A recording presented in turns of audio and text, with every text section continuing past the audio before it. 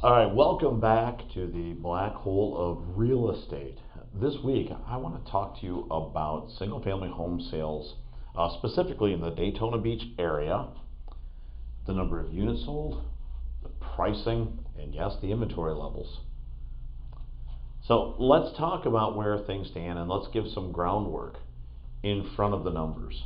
You see, what we are going to talk about for numbers that closings in July, these are the properties that went under contract in May and June for the most part. So there's always a lag when you receive these numbers, and we're going to talk about that lag and how it affects the sales year to date and what we should know about those numbers to give us some clues of where the market might be heading next. If you look at the sales in July of this year compared to June, the month before, what you're going to find, the median sales price was about the same, 375 and 377, so super close.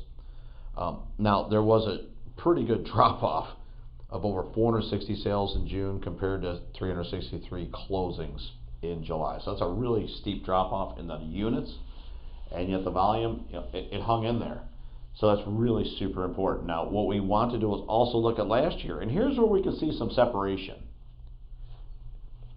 You see, last year, the number of sales that occurred in July were in the 460 range, right? And if we look at this year, 360, big drop off in the units, almost 20% in the units. The volume was also off when you look at last June, 377, this year, 374. So again, these numbers are rolling around each other. They're very, very similar across the year to dates as well as the month over month. So when we look at where we're at right now, we're a few percent off of last year, and let's give you those numbers. So this July, 375 median. Last July, 381 median. Now the month before, if we look at June of 23, 377 compared to June of 22, 385. Again, that same increment of 7-8 grand off. So there is a little differential to the negative, which we don't know to talk about, but it's there. So we can see softening of prices 2 months in a row by about 2%. That also is predicated on sales that occurred 30, 60 days ago. So again, May and June sales are now closing, and we're seeing the number off just a little bit. So we'll see. Is this a product of the steadily ever rising interest rates finally taking an effect on the market? And if it is, that 1 or 2% differential, is that enough to sound an alarm? I don't think so. I think what we're finding is that as people take longer to make decisions and rates keep climbing, it's emphasizing cash buyers or those who have enough disposable income to accept these increases to get the homes that they want. There is a growing number of lenders that are offering rate guarantees where you could refinance over the next 5 years without the lender fees. I'm sure there's some fee in there, maybe within the title, the recording fees, but they're dropping a lot of the fees to ensure that as the rates, we believe they'll float down. That will help them. So what do we see with this? Well, if the units are off, they've been off most of the year. The price is held relatively firm, and we're seeing a little bit of movement. So if we look at the year-to-date statistics, over 2,900 homes sold last year. This year, a little over 2,600, so about 300 off, maybe 10%ish. And when you look at the median sales price, last year 374.9, this year 373.9. It's a third of a percent for the whole year. Now, what it might mean is that home sales are doing pretty good in January, February, and March. And if they are softening in April, May, June, let's say, then that number where the median sales price is off by $1,000, they might expand a little bit, maybe to $2,000 in the next quarter, or $3,000. It might expand, or it might just whipsaw right back. But if you look at the whole year through July, now we have 7 months of data, we're within $1,000 in home price. Our median sales price is, pushing $400,000. It's a really small number. So clearly the market hasn't crashed. It is in 2008, so none of that's changed. What we do know is what we've seen pretty much every month this year. there are less sales. Days on market is increasing, inflation's increasing, interest rates, increasing, and while it feels like it's through the roof, the run up between 2001 and 2006 was really predicated on interest rates of 6 and 7%. So we're not different than that, but the mortgages are being approved mainly with full documentation. So that's the twist. That's the differential from 15 years ago. And it's why we continue to believe that a gigantic drop is not necessarily in the offing. And if you were pointing at the stock market, say, okay, there's been some jitters in the stock market, or is there a stock market crash coming, and did somebody predict that 2008 market crash, going to bet that the new crash is coming? Maybe.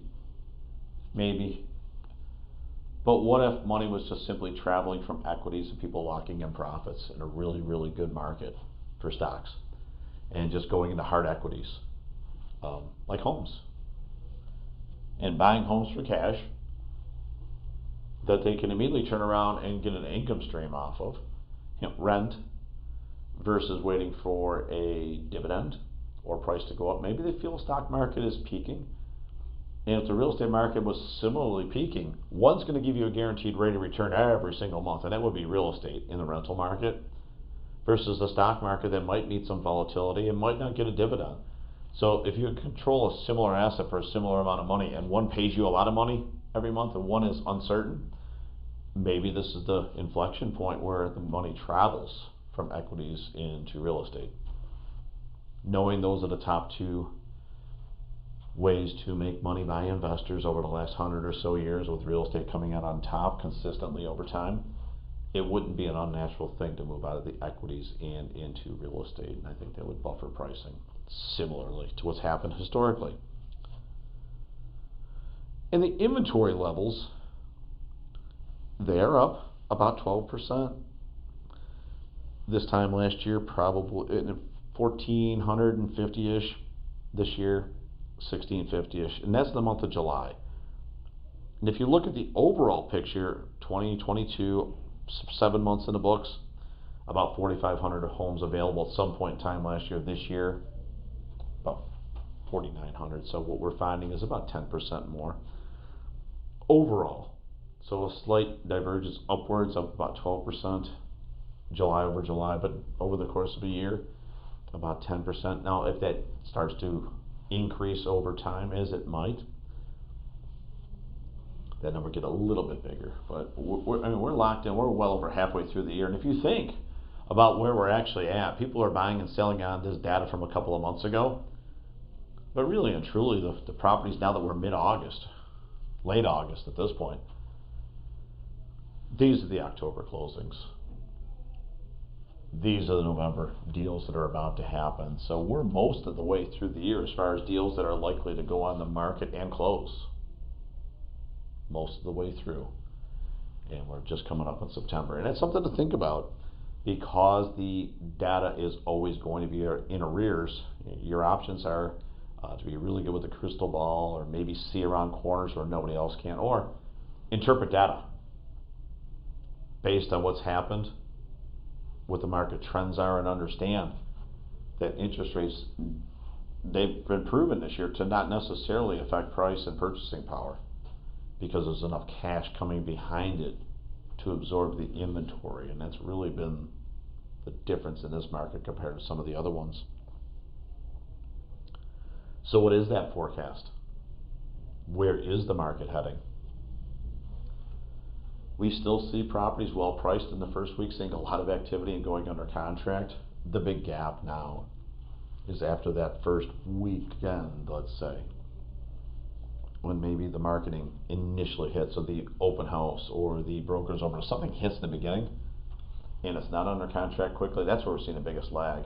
If it's not sold in the first 7 days, they may very well go 30 days and not have a suitable contract where both parties are agreeing on it, and the buyer offers are tending to come in just a little bit lower than in the past few years, because let's face it, the last few years they were coming in at the listing price or higher, and there is negotiation right now. And as a seller wanting to give themselves a fair chance to get every dollar possible, they're waiting.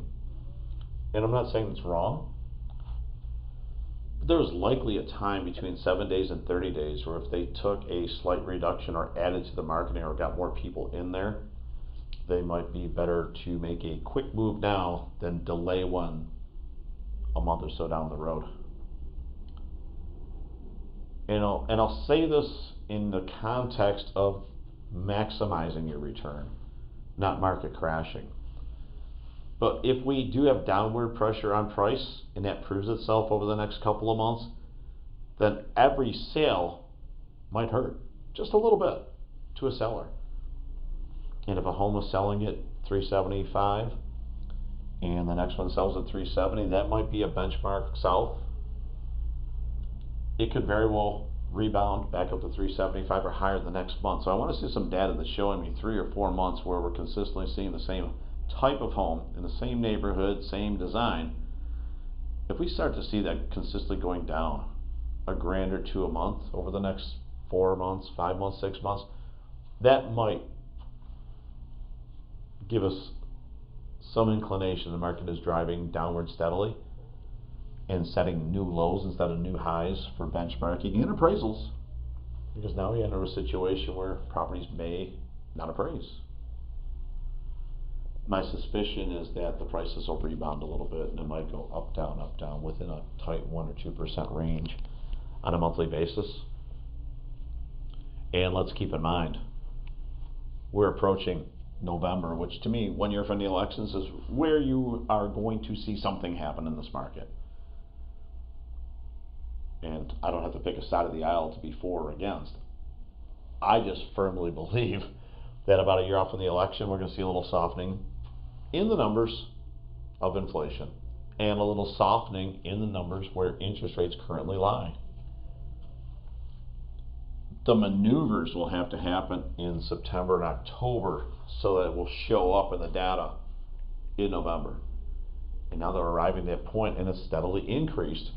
Maybe increased, that last Fed increase, maybe it was unnecessary, but politically, let's not kid ourselves, there's probably a reason it inched a little bit higher now as opposed to inching higher in November. You'll get used to whatever the increase was by November. If it just stays flat for the next couple of months, you'll be used to it as opposed to a surprise. Oh, another increase at that time. I believe that you'll see leveling off September, October. I believe you'll see a softening in November, and going to the holiday season, we're going to be able to say, okay, we have a couple extra dollars for the holidays compared to what we thought it might be. I'm not saying it's going to feel like a win, but it might feel like a little less. And sometimes that's all you need to be, is just 1% better in the right direction every day. And I think that's where it's heading.